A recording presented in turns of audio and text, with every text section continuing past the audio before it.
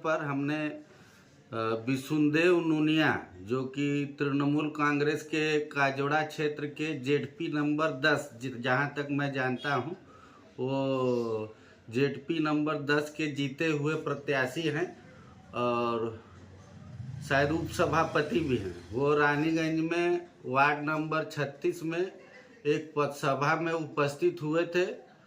उनको आमंत्रित किया गया था रानीगंज तृणमूल कांग्रेस और उस वार्ड के पार्षद हैं देवेंदु भगत जी, उन्होंने अपने कार्यक्रम में उनको बुलाया था तो आए थे। वो निमंत्रण पर आए थे, अच्छी बात है, आना भी चाहिए। सभी नेताओं को सब जगह जाना आना चाहिए, लेकिन जिस भाषा का और जिस मर्यादा का उन्होंने उल्लंघन किया, माननीय प्रधानमंत्री जी के पिताजी का नाम लेकर के जिस तरह से कहा कि उनके बाप का ये नहीं है, इस तरह का अमर्यादित जो शब्द है वो राजनीति की गरिमा को गिराता है और मैं उनके इस बात का जो है कि तीव्र भर्त्सना करता हूं।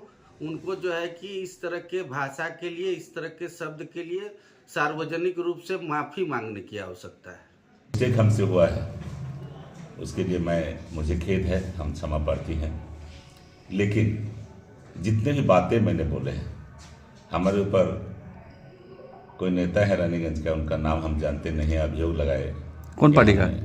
बीजेपी का, भारतीय जनता पार्टी का अभियोग लगाए जे अपमानजनक भाषा जो है प्रधानमंत्री जी के खिलाफ में लगाए।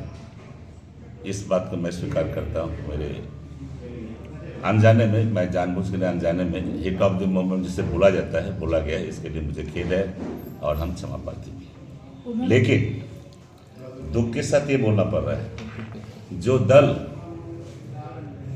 जिस टाइम से सत्ता में आया है, सत्ता में आने के पहले भी इतनी बातें, मिथ्या बातें बोला है, इतनी असत्य बातें बोला है, जिसके लिए एक भी बार भारतीय जनता पार्टी के कोई भी लीडर कभी क्षमा प्रार्थी आम जनता से कोई भूल नहीं स्वीकार किया।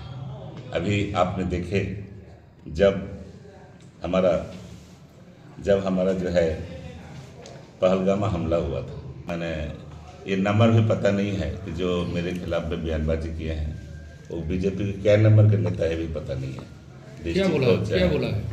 वो बोला है जो प्रधानमंत्री जी के खिलाफ जो आप शब्द बोले हैं, हम तो आपको पहले ही बोल दिए हैं, जो अपशब्द हमसे बोला गया है अनर्थ में, इसके लिए मुझे खेद है और हम वास्तव में हम उसके लिए हम क्षमा प्रार्थी हैं। उनका कहना है, पूछते तो अच्छा रहता, पहले पूछ दिए हैं।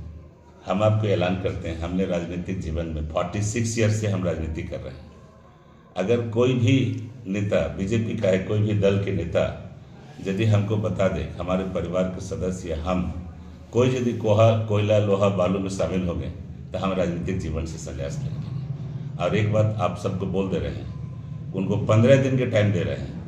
अगर मुझे प्रूफ नहीं किया कि हम कोयला चोर हैं, लोहा चोर हैं, माफिया चोर हैं, तो हम उसके खिलाफ में मानहानि केस करेंगे। ये आपको चैलेंज करके बोल रहे हैं।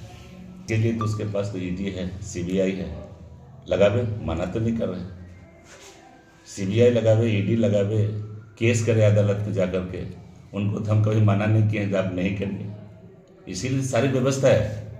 ये हमारा अधिकार है कि आपको बोल देगा आप कोयला चोर हैं, लोहा चोर हैं, आप ज़्यादा पैसा है, इसके तो कानूनी व्यवस्था में उसको चला जाना चाहिए। उनको कानूनी व्यवस्था में जाना चाहिए, जहाँ कहाँ पैसा छुपा के रखे हैं, कहाँ क्या करके रखे हैं, कहाँ प्रॉपर्टी बना के रखे हैं, कानूनी व्यवस्था में जाना चाहिए। तो इसलिए हम बोलते बोलते फिर दूसरे रास्ते पर आप लोग ले आए। सब ये तमाम कितना आपको सुनाएंगे। प्रधानमंत्री पहले से बनने से पहले इन्होंने जो है आपको दुनिया भर का मिथ्या वादा करके सत्ता में चले गए। देश को मिथ्या वादा करके हम काला धन वापस ला देंगे, हम 15 लाख रुपया हर अकाउंट में डाल देंगे, हम महंगाई कम कर देंगे, हम 2 करोड़ को नौकरी। उल्टे हमारे राष्ट्र को राम के नाम से बिक्री कर रहा है।